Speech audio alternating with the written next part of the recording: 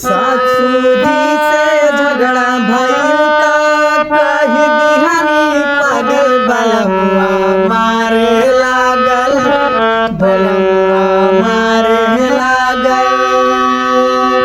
सासुजी से झगड़ा भइल त कही दिहानी पागल बलमुआ मारे लागल बलमुआ मारे लागल।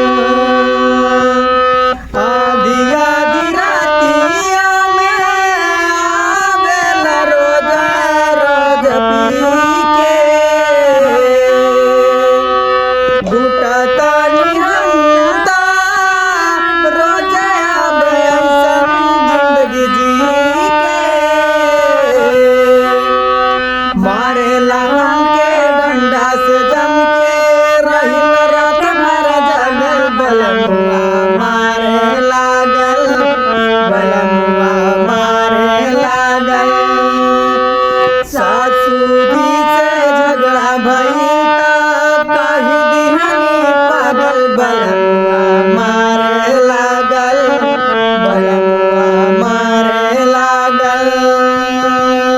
सासुजी से झगड़ा भइल त कही दिहानी पागल बलमुआ